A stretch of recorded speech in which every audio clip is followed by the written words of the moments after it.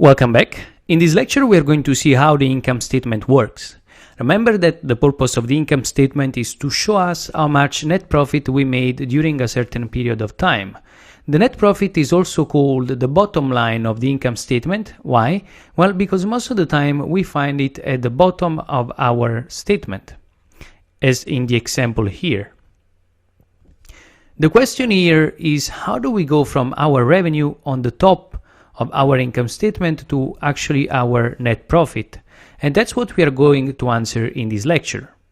Keep in mind though that although you see here in the example 1 year, it means that this income statement is a 1 year income statement, it doesn't mean anything because usually the income statement can be produced for 3 months, 6 months, so whatever is the time frame that you're looking at. Now, before we go to the gross profit, we have to take off the so-called COGS or cost of goods sold. The cost of goods sold are all those expenses that we must incur before we are able to sell the product that we produce. Let me give you a brief example here. Let's say that you run a nice ice cream shop. In order for you to sell this amazing gelato that I'm drawing here, I apologize for that, but this is the best that I can do. Before you do that, you must buy the raw material, right? The raw materials, and then such as the ice cream, the cone, and stuff like that.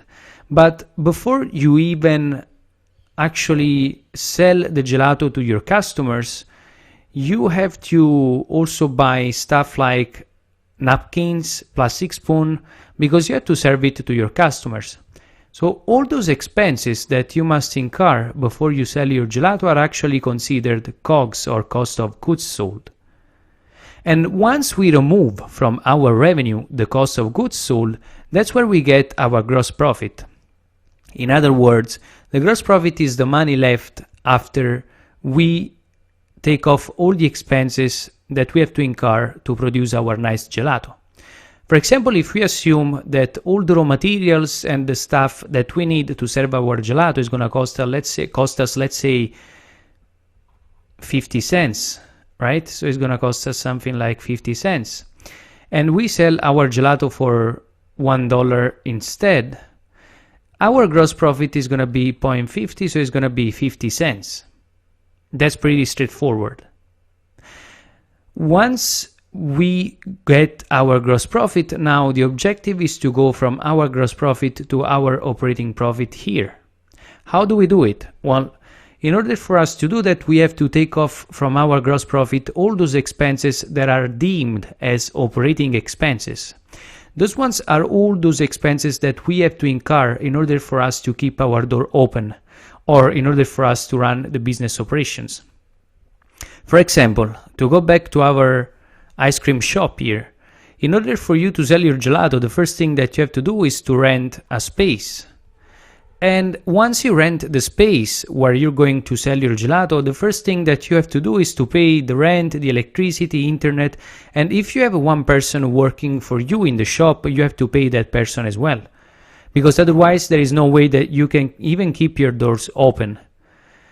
And once you remove all those expenses that are called operating expenses because they are crucial for you to keep your business open, that's when you get the so-called operating profit. In other words, the operating profit is the money left after you take off all those expenses that you must incur to keep the door of your business open. And other expenses that are not operating but we still have to consider are those ones such as interest expenses and of course taxes. I wish we didn't have to pay taxes, but actually everyone has to do it. That's the only sure thing after that. So keep in mind that interest expenses and taxes are non-operating expenses, and interest expense usually is an expense that you have when you, for example, borrowed money from the bank, and with the principal you always pay an interest, and that's how it goes. And once we take off those expenses, those so-called non-operating expenses, that's where we get our bottom line, the net profit. That's it. Let's go on now. Let's look at our balance sheet.